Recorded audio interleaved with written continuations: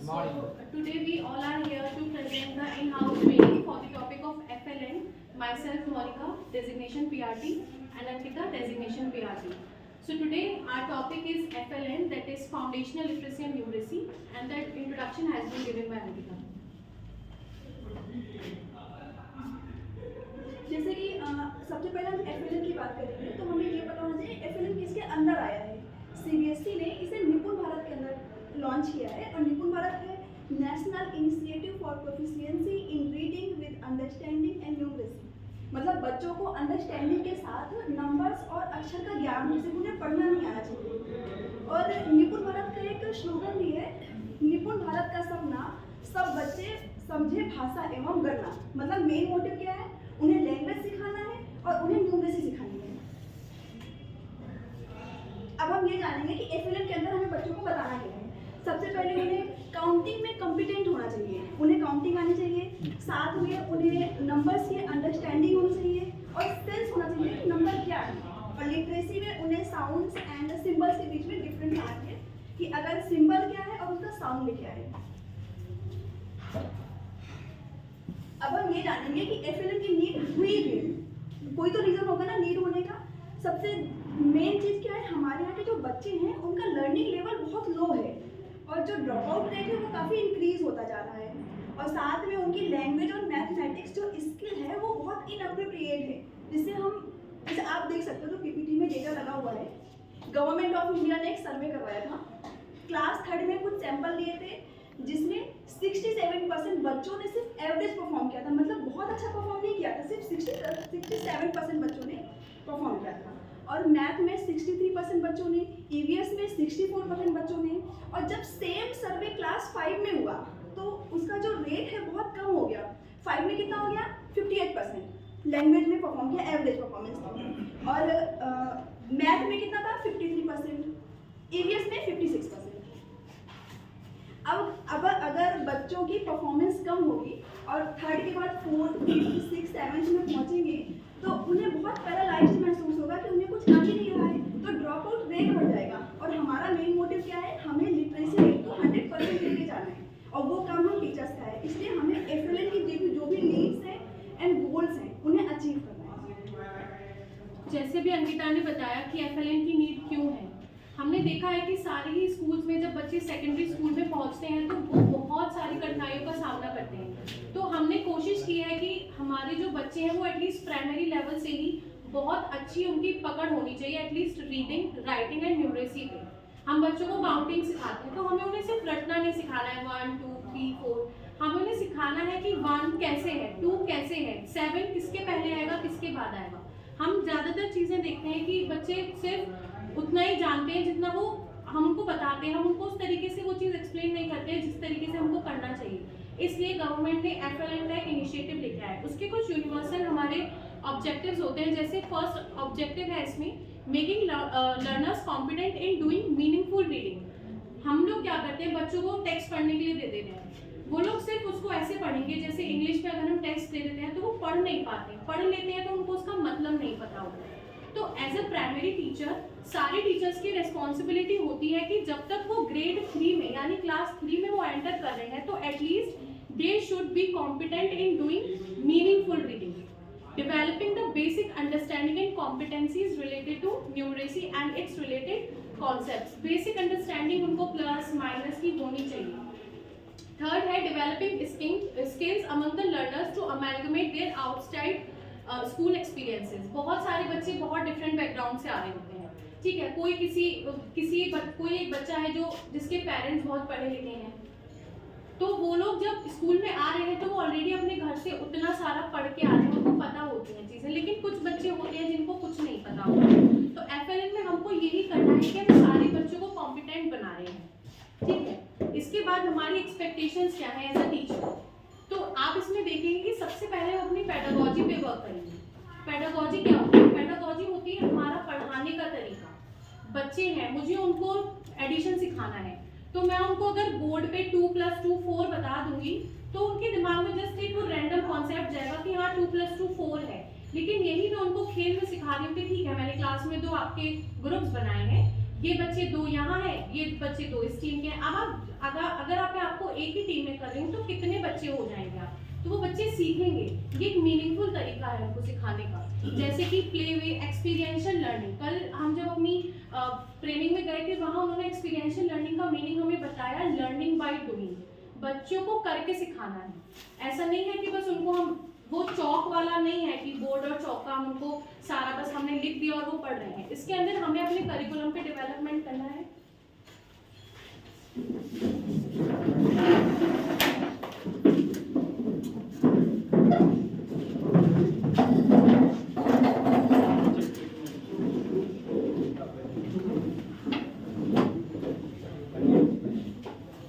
Curriculum development हम लोग करेंगे, जैसे कि अभी हम आगे की स्लाइड्स में देखेंगे कि गवर्नमेंट ने और हमारी जो सीबीएसई है, उन्होंने कुछ पैरामीटर्स रखे हुए हैं कि क्लास 1 के बच्चे को इतना आना चाहिए, क्लास 2 के बच्चे को इतना आना चाहिए। यानी जब वो बच्चा प्राइमरी से सेकेंडरी में जा रहा है तो एटलीस्ट उसको उतना पता होना चाहिए।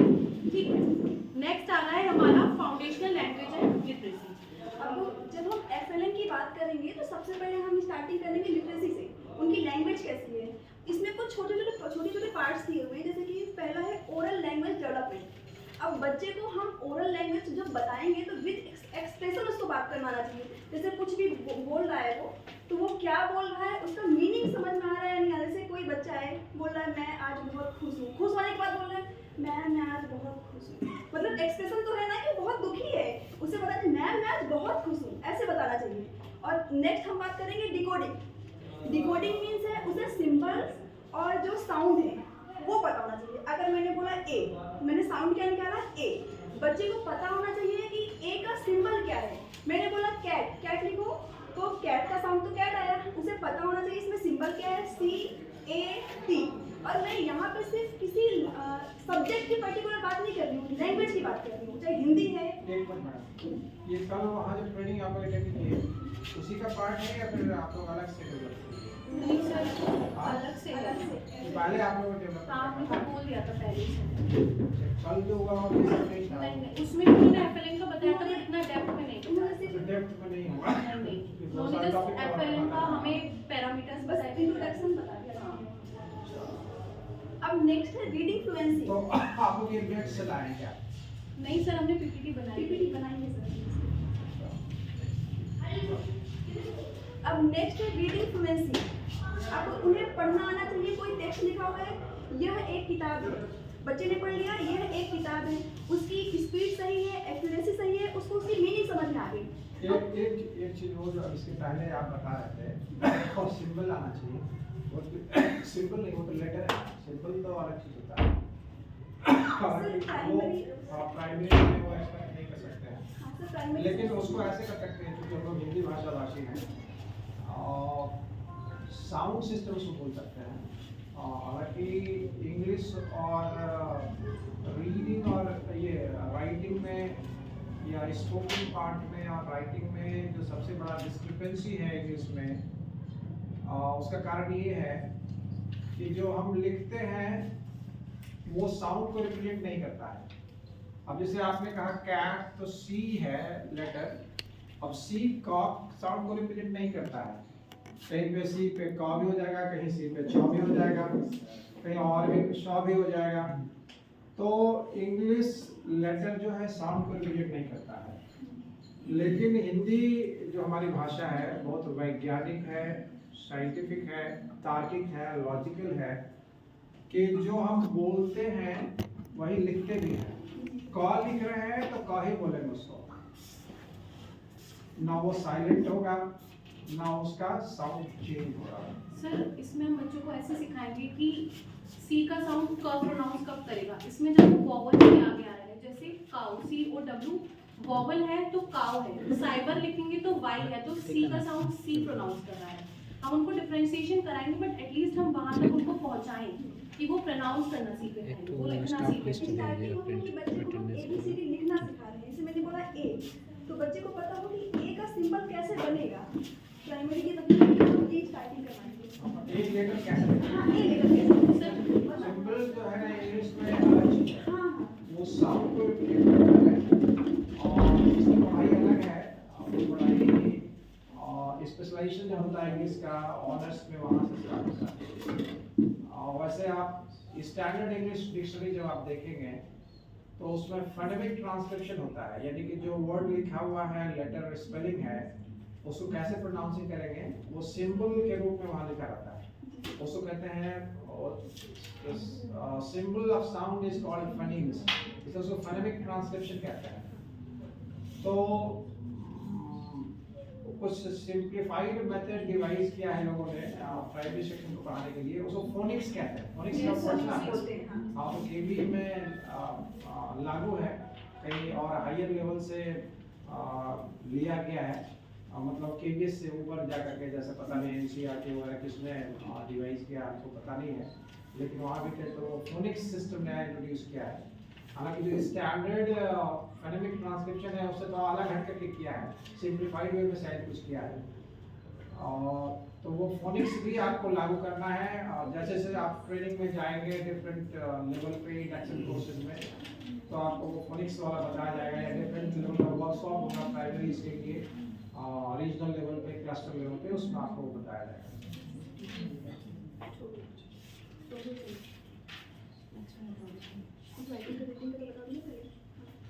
अब जैसे अभी रीडिंग का है, कोई बच्चा क्लास में उसने पढ़ा यह एक किताब है, उसने प्रॉपर स्पीड के साथ पढ़ा और उसकी एक्यूरेसी भी है, तो उसको वो समझेगा भी कि इसका मीनिंग क्या है। लेकिन अगर वही क्लास 2 में कोई बच्चा है पढ़ रहा है या हाँ यह एक का इ ता आ ब, बहुत बच्चे ऐसा पढ़ते हैं, तो उनका मेन फोकस इस टाइम पे क्या है, सिर्फ पढ़ने में, उनकी स्पीड नहीं है। तो हमें बच्चों को प्रॉपर स्पीड के साथ पढ़ना सिखाना है। हाँ, और उस चीज को समझिए। स्पीड वर्ड नहीं चाहिए, इसके लिए वर्ड है फ्लुएंसी।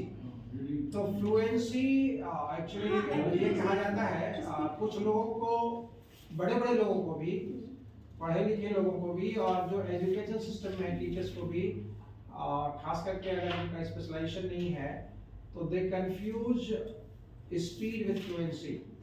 स्पीड क्या फ्लुएंसी से कुछ भी लेना देना नहीं है। फ्लुएंसी ये होता है कि जब आपकी अंडरस्टैंडिंग होगी, आपका कॉम्प्रिहेंशन सही होगा लैंग्वेज का, तभी फ्लुएंसी आएगी।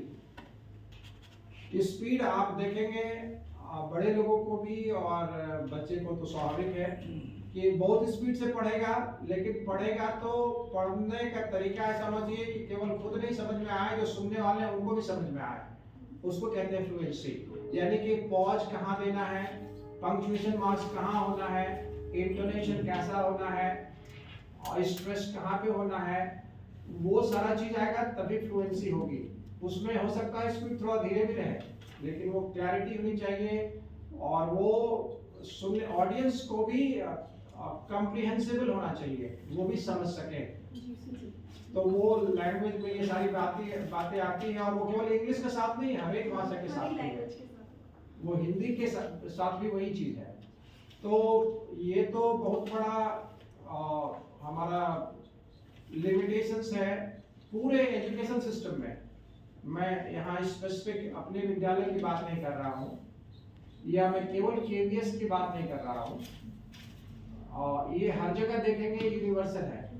कुछ लोगों का कॉन्सेप्ट है जिनको जैसा एक्सपोजर मिला, जैसा एक्सपीरियंस है, उस आधार पे मैं अपने आप को भाग्यशाली समझता हूँ इस मामले में कि मैं साउथ में रह के आया और काफी लंबे अरसे तक रहा, 7.5 years। तो कुछ लोगों का कॉन्सेप्ट है जो नॉर्थ इंडिया में है, उनको लगता है कि साउथ इंडिया वाले इंग्लिश बहुत अच्छा जानते हैं, लेकिन मैं वहाँ रह के आया हूँ, और ऐसा नहीं कि मैं केवल अपने केवी में था। एज ए प्रिंसिपल हमें मौका मिलता है डिफरेंट केवीज में जाने का बराबर, आज पार्ट ऑफ फाइनल इंस्पेक्शन वो रेगुलर होता है, डिफरेंट स्कूल्स में जाते हैं।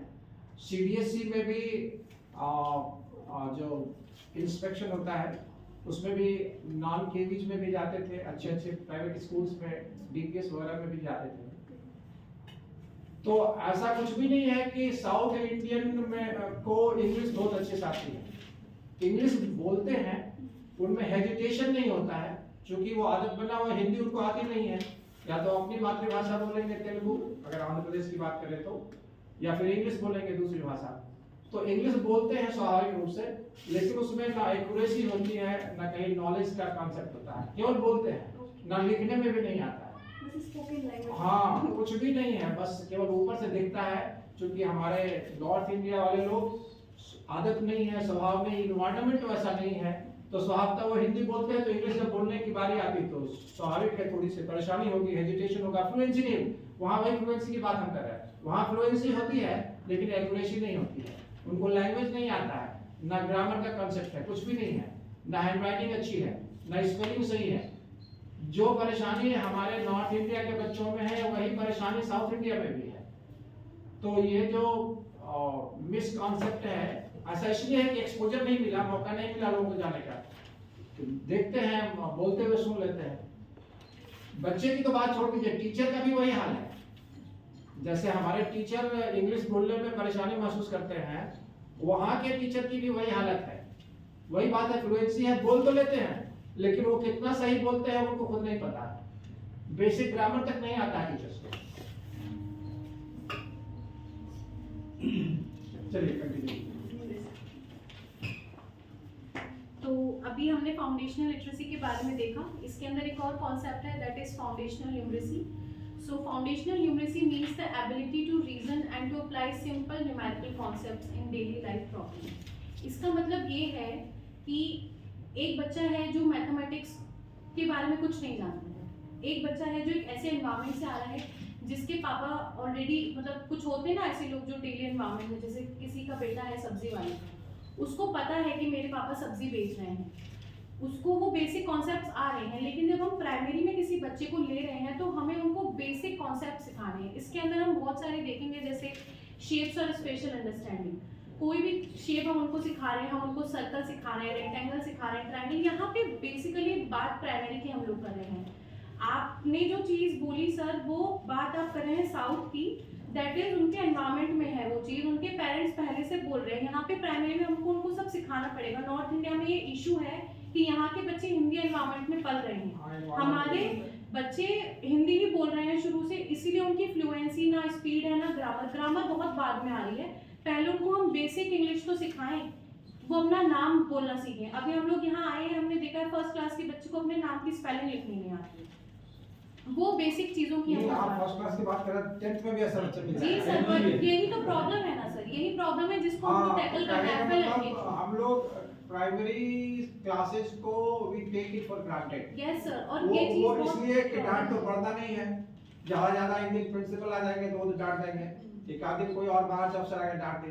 रिजल्ट का तो कॉन्सेप्ट है ही नहीं कि रिजल्ट के आधार पर जो डांट मिलती है 10th और 12th वाले टीचर्स को, और उसी के आधार पर प्रिंसिपल को भी डांट मिलती है, वो कॉन्सेप्ट है नहीं, इसीलिए लोग इग्नोर कर देते हैं। लेकिन हमारी परेशानी का कारण वही छिपा है, उसका सॉल्यूशन भी वही छिपा है। अगर 1 to 5 में सही से पढ़ाने, प्राइमरी ही सॉल्यूशन है। That's why FLN is here कि हम लोग एज अ प्राइमरी टीचर ही हमारी ड्यूटी है कि हम अपने बच्चों का बेस स्ट्रांग। जिस समस्या को हम 6 to 10 में फेस करते हैं उसका सॉल्यूशन प्राइमरी में है, और उसका सॉल्यूशन सही ढंग से हो गया तो 6 to 10 में प्रॉब्लम होगा ही नहीं। यही गोल है एफएलएन का, इसलिए हम लोग एफएलएन पे इतना एम्फसाइज करें कि एटलीस्ट प्राइमरी टीचर्स को रिस्पांसिबिलिटी लेनी पड़ेगी।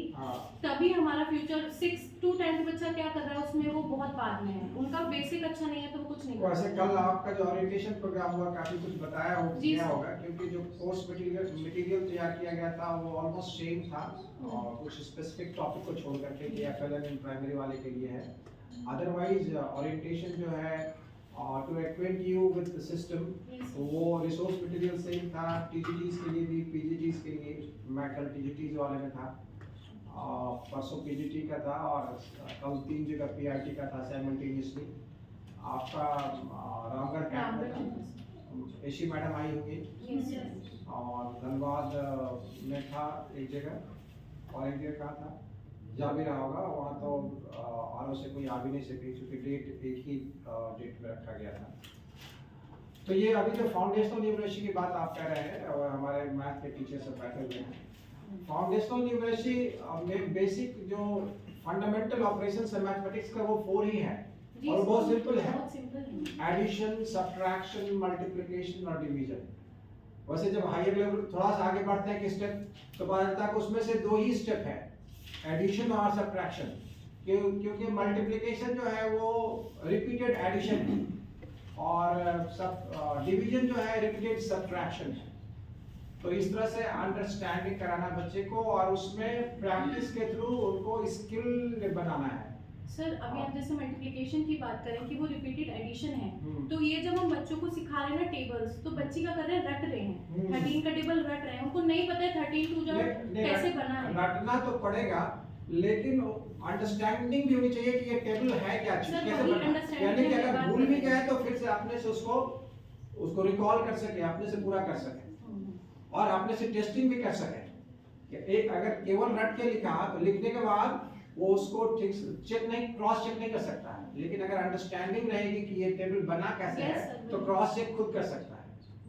तो वही अंडरस्टैंडिंग हमको डेवलप करनी है बच्चों के अंदर, कि हम उनको शेप्स का हो गया, नंबर्स हो गए, मल्टीप्लिकेशन, डिवीजन, ये सब हमको अंडरस्टैंडिंग से सिखाएंगे, उनको रटना नहीं सिखा रहे। मेरी और क्लास अभी में तो- बच्चों को नहीं आते हमारे जब नहीं है, अभी तो TLM आप लोग के लिए बहुत सा आया है ना, आप लोगों को पता होगा, तो उस TLM के माध्यम से ये पढ़ाने वाला सिस्टम ज्यादा मींस एक्टिविटी बेस्ड करना है, प्ले बेस्ड करना है, ताकि बोरिंग नहीं लगे क्लास को। ये भी चीज बताया गया होगा वहाँ। जी सर। हाँ, अभी एक्चुअली ये जो कॉन्सेप्ट है जॉयफुल लर्निंग का, ये हर एक क्लास के लिए है। और कल मुझे पहली बार मौका मिला, हमारे बहुत ही डायनेमिक रिसोर्स पर्सन है हमारे रीजन में। आरसी कौन सर? हाँ आरसी कौन सर? नहीं, RC कौन सर नहीं है डायनेमिक। उनका इंट्रोडक्शन ऐसे ही हुआ था हाँ, कि वो वो डायनेमिक experience पर्सनालिटी है। है। हाँ, वो तो बोलना ही पड़ेगा। वो नहीं बोलेंगे तो फिर कैसे काम चलेगा। नहीं, खैर आउट ऑफ कंटेक्स्ट है। जो मैं जिनकी बात करने जा रहा था वो आपके यहाँ गए नहीं थे। वो हमारे PGTs के लिए कल था उसमें थे, और TGTs के लिए कल था उसमें थे। और इनफैक्ट वो सारे कोर्स जो अभी डिजाइन किए गए उसको कोर्स कोऑर्डिनेटर थे, वो हैं PGT इंग्लिश, और वो बहुत ही एक्सपीरियंस्ड हैं, लोगों ने बताया। और यहाँ भी शायद कोई को पता होगा, JEDI मुंबई में बहुत सारे कोर्सेज के वो रिसोर्स पर्सन हुआ करते थे। तो नहीं, ये है यूजीन दल्लास लीन, नाम भी बड़ा विदेशी है उनका। नहीं, मैथन डैब। वो तो विजय कुमार है उनका। हाँ? वो तो अलग है, आप जो बोल रहे हैं अलग है, वो नहीं, वो पहले अलग। बोल रहे हैं अलग है। हाँ। नहीं तो मैंने जिनको देखा लोगों ने बताया था, लेकिन बताना और एक्सपीरियंस करना, फर्स्ट हैंड एक्सपीरियंस आसमान जमीन का अंतर था। उनको देखने के बाद लगा कि कोई भी क्लास, कोई भी सब्जेक्ट, कोई भी टॉपिक बोरिंग हो ही नहीं सकता, ऐसा वो बना देते हैं। और जितना भी कॉन्सेप्ट है टीचिंग का, कि टीचिंग कैसे होना चाहिए, वो सब कुछ उनमें इनहेरेंट है। वो कहते हैं ना, अंतर्निहित गुण है उनमें।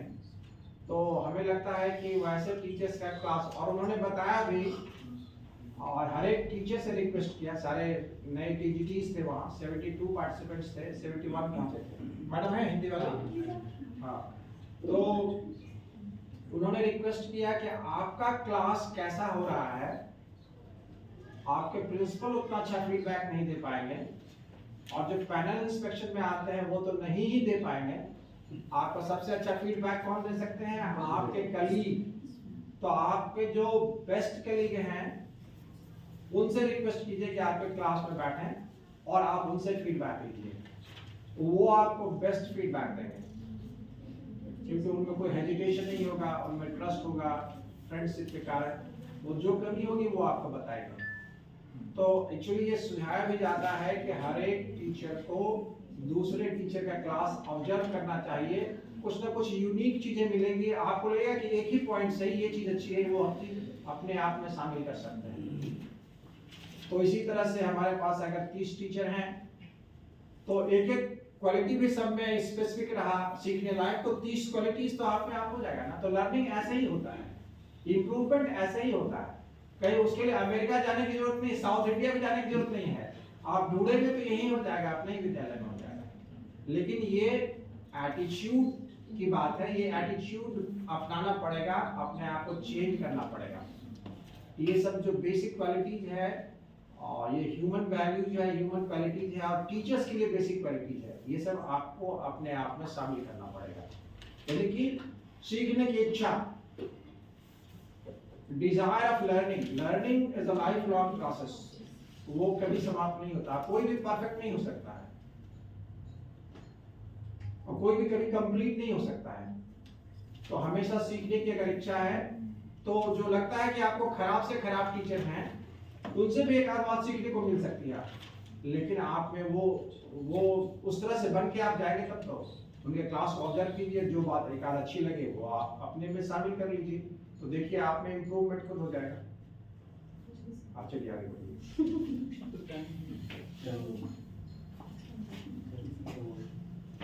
अब हम ये देखेंगे एफएलएन के गोल्स हैं क्या, जो एफएलएन मिशन है उसके गोल्स क्या है, हमें गोल्स कैसे अचीव करना है। जैसे हमारे प्रधानमंत्री जी नरेंद्र मोदी जी ने कहा था कि जो बच्चा ग्रेड 3 में एडमिशन ले रहा है तो उससे एटलीस्ट 45 to 60 वर्ड पर मिनट की स्पीड से पढ़ना आना चाहिए, और साथ में ये गोल हमें 26 और 27 तक अचीव करने हैं, 2026-27 तक।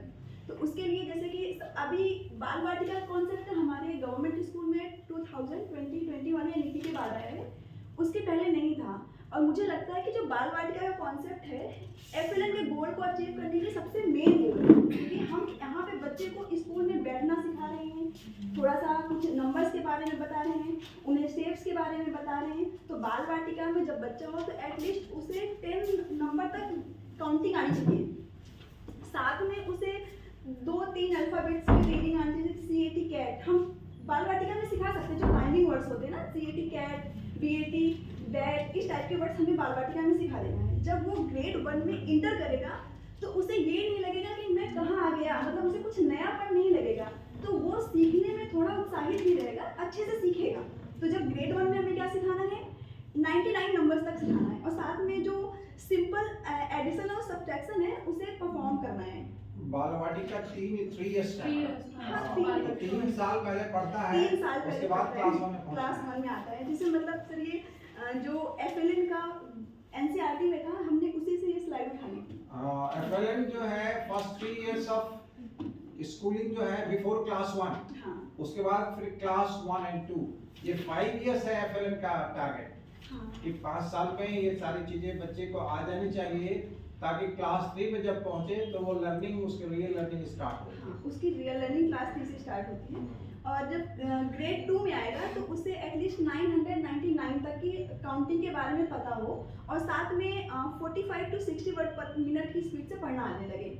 और जब वो क्लास 3 में जाएगा तब उसे 9999 तक आना चाहिए, साथ में सिंपल मल्टीप्लाई कर सके, और एडिशन तो उसने पहले ही सीख लिया था, डिवीजन भी आ जाए, और साथ में उसकी रीडिंग 60 वर्ड पर मिनट की स्पीड से हो जाए। तो जब वो क्लास 4 में आएगा तो एफएलएन के गोल अचीव कर सकेगा, साथ में उसे पढ़ना आ जाएगा, लिखना आ जाएगा, तो उसे ज़्यादा प्रॉब्लम नहीं होगी आगे। अब जैसे एफएलएन के लिए एक ELPS अप्रोच है, इसमें क्या है, बच्चा सबसे पहले सीखता कैसे है, सबसे पहले वो फिजिकल चीज़ों से एक्सपीरियंस लेता है। जैसे मैंने वाटर के बारे में बताया, बच्चे ने वाटर देखा तो उसे पता है कि ये वाटर है, उस चीज़ से वाटर पे उसने एक्सपीरियंस लिया कि वाटर कैसा होता है। फिर इसके बाद वो लैंग्वेज, अपनी लैंग्वेज में बता सकता है एल में कि ये वाटर है, ये कैसा होता है। ELPS क्या है full form? Sir experience with physical object. फिर सेकेंड है उसको अपनी लैंग्वेज में बता सकता है। फिर पी से है कि उसकी अगर हम पिक्चर दिखाएंगे, पानी हमने दिखा दिया बच्चे को, वो समझ जाएगा अच्छा ये पानी है, पानी के बारे में बता देगा। और एस से सिंबल, मतलब उस चीज़ को वो अपने स्पीकिंग नहीं लिखने के लिए वो उस एक्सपीरियंस को लिख सके। ये है ELPS अप्रोच, मतलब हमें उसे फिजिकल ऑब्जेक्ट से सिखाना है बच्चे को। इंटीग्रेशन सर इंटीग्रेशन बेसिकली वही है, आजकल हम मल्टी डिसिप्लिनरी प्रोजेक्ट बच्चों से बनवा रहे हैं MTP की फाइल्स, इसमें इंटीग्रेशन, लिटरेसी एंड न्यूमेरिसी का, कि कोई जैसे इन्होंने वाटर का एग्जांपल लिया है अभी, तो वाटर को वो मैथ्स में सीखेंगे कि वाटर को कैसे मेजर करेंगे, मिलीलीटर हो गया, ठीक है। और वाटर का कॉन्सेप्ट EVS में बच्चे सीखेंगे, पॉल्यूशन, वाटर पॉल्यूशन क्या है, वाटर से मतलब वाटर की सोर्सेज क्या है, मतलब मल्टी डिसिप्लिनरी हो गया, वो एक ही टॉपिक को सीख रहा है, अलग अलग तरीकों से हम उसको कैसे करेंगे, यही सब इसमें लिखा हुआ है। Integration of literacy and numeracy, ये दो चीज को इंटीग्रेट किया है जी सर।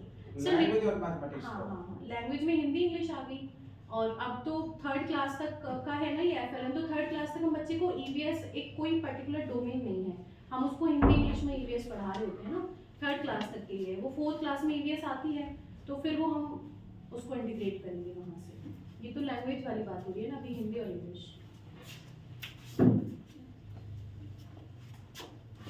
एक एसपीएम है, जैसे अभी हमने बाल वाटिका का देखा था, तो अभी जैसे केंद्रीय विद्यालय में क्लास 1 से एडमिशन हो रहे हैं।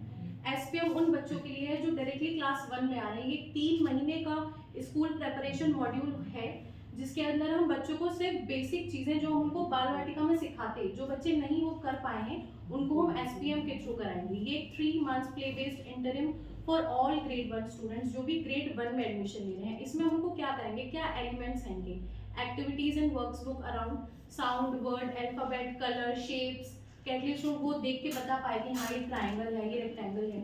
इसके अंदर हम ये मतलब बेसिकली डेवलप किया गया है एनसीईआरटी के द्वारा उन बच्चों के लिए जो डायरेक्टली एडमिशन ले रहे हैं क्लास 1 में, मतलब बाल वाटिका वो लोग नहीं करके आ रहे हैं। उसके बाद रिसोर्सेज की हम बात करें तो एक लाइब्रेरी एक बहुत अच्छा रिसोर्स है जहाँ पे हम बच्चों को ले जा सकते हैं सब चीज़ें करने के लिए। ऑनलाइन बहुत सारे रिसोर्सेज हैं, कुछ लोकली अवेलेबल रिसोर्सेज होते हैं जो अवेलेबल होते हैं बच्चों के लिए। ये वीडियो है, आप लोग देख लीजिए उसको। हो गया सर, लास्ट में। Thank you ma'am.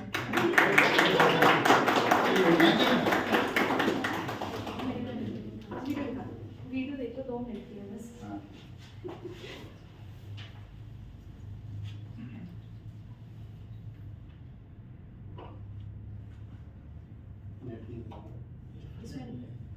इसमें नहीं चलेगा ये? नहीं चलेगा। Protein deficient.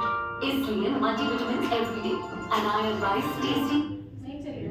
नहीं चलेगा, नहीं चलेगा।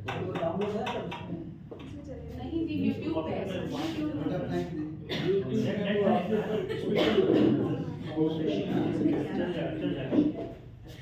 Roadside. Give your child the glow of health with Central. इसे वॉइस का आ रहा है ना नमस्ते। उसमें। बंद कर दो उसको पहले। भाग वस्त्रों के समूह को समान भागों में बांटने की एक विधि है। यानी कि जब हमें वस्तुओं को बराबर बराबर बांटना होता है तब हम भाग करते हैं।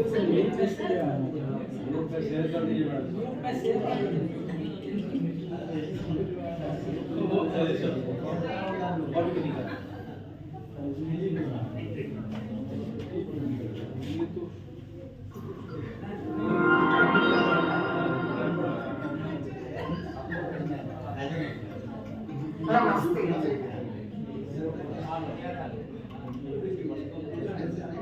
बांटने की विधि है, यानी कि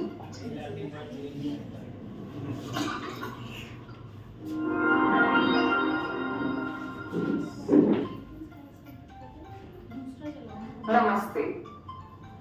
भाग वस्तुओं के समूह को समान भागों में बांटने की एक विधि है, यानी कि जब हमें वस्तुओं को बराबर बराबर बांटना होता है तब हम भाग करते हैं।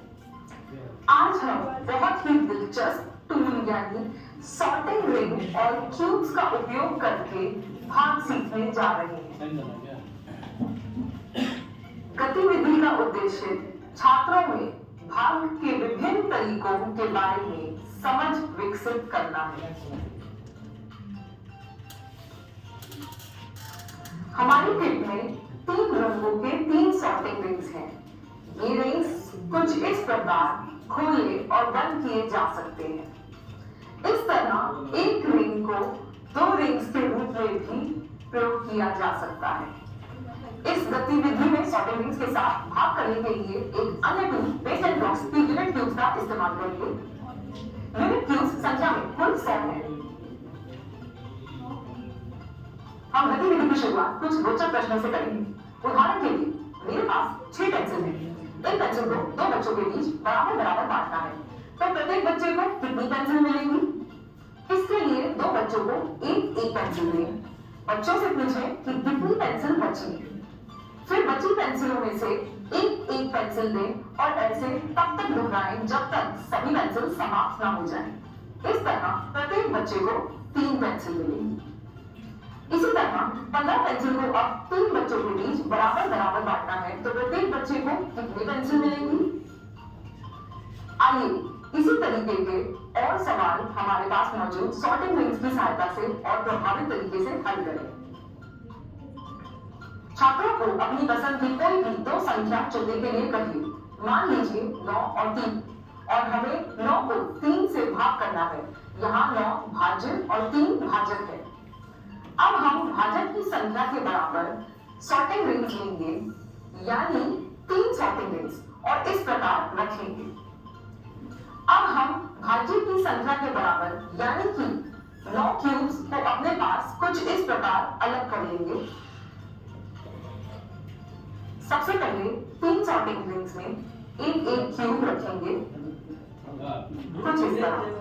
मुकेश सर, अब एक क्यूब फिर रखेंगे।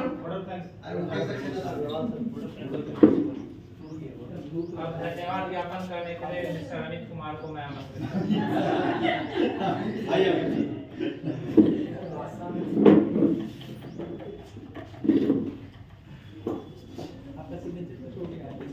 गुड आफ्टरनून सभी को।